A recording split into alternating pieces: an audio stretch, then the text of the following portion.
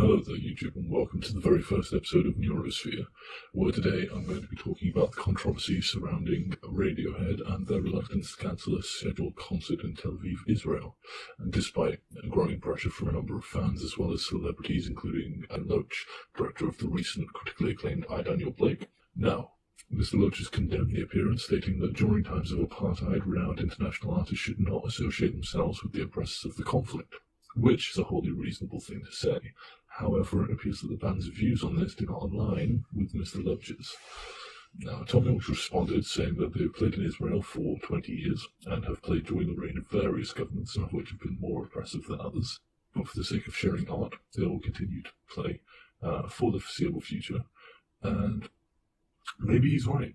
Tommy Loach's certainly not someone I would think to be blind to the atrocities of the world, regardless of where they're happening. I mean, he's been writing songs about how awful the world is and how the future looks bleak for over 20 years now.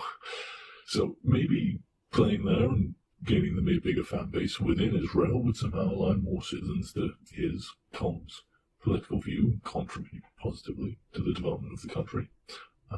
I can't say for sure whether it would help either way, but what I would like to speak about is that he did go on to liken the playing for the citizens of Israel under Netanyahu to playing for the citizens of the US under Trump, which to a lot of people may have come across as a little bit naive and misguided, as there is certainly a difference between Trump, who is himself a relatively reprehensible character in charge of a country making some poor decisions, and Netanyahu's Israel, which is actively involved in the oppression of those who occupy Palestinian land. Of course, you could say that as President of the US, Trump has direct involvement in being a supporter of Israel. However, pretty much every president in the history of the US has had support for Israel, which makes Trump no worse in this singular matter than any other previous president. Now, whilst York may be misguided in his comparison of the two governments, the real issue here is whether he is right to play the show, or whether, as people wish, he should stand as part of a boycott of the country, much like the academic and sporting boycotts of South Africa during the times that the fight against apartheid was increasing in scope.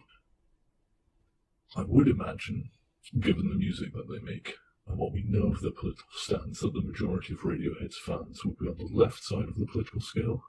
And whilst not everyone within the left, or the right for that matter, is going to be opposed to what's happening between Israel and Palestine, there are certainly going to be a large portion of fans who are let down by their decision to play the concert.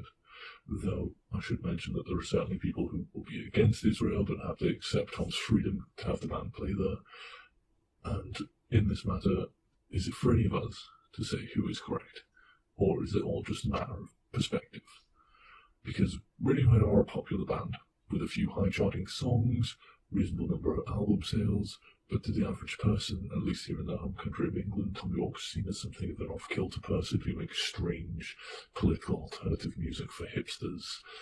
And whilst they do have the popularity to fill stadiums and pull huge audiences at festivals, they still aren't what I would consider part of the mainstream. And if Radiohead were to cancel their concert in Tel Aviv, I'm incredibly unsure that it would make a headline. It would possibly add a section on a front page here and there, maybe get some television news coverage for a day or two, but it would ultimately be forgotten. Not to mention that the situation in Israel is incredibly tricky, with those who show signs of opposition being targeted by the media as anti-Semitic, and I doubt very much that the management of the band, nor Tom himself, want to wake up to a headline questioning whether Tom York hates Jews. Now, obviously, if they were to boycott the country, as so many people are pressuring them to do, it may set a precedent for other artists and the like who could take it as inspiration to do the same. However, is it the responsibility of one band to pave the way for the rest of the world? And is that for us to decide which band it should be? In this case, Radiohead. On the other hand, if any of the mainstream media's golden children planned and later cancelled a concert in Israel, echoing the views of people like Mr. Loach, for example, Taylor Swift, Ed Sheeran, Beyonce, or someone of a similar status to that, you can bet there'd be a field day in the media. You can bet that it would force people to look into the issue, whether they agreed with it or not. But unfortunately for those who do share anti-Israel views, I feel that this happening would be extremely unlikely. And as I've said, I believe it's an issue for which most fans would already have made up their minds over one way or another. and those who are not obviously familiar with the band would probably just see it as Tom York doing a weird political grandstanding stunt. And really, who knows how effective the presence, or lack thereof, within the country would be.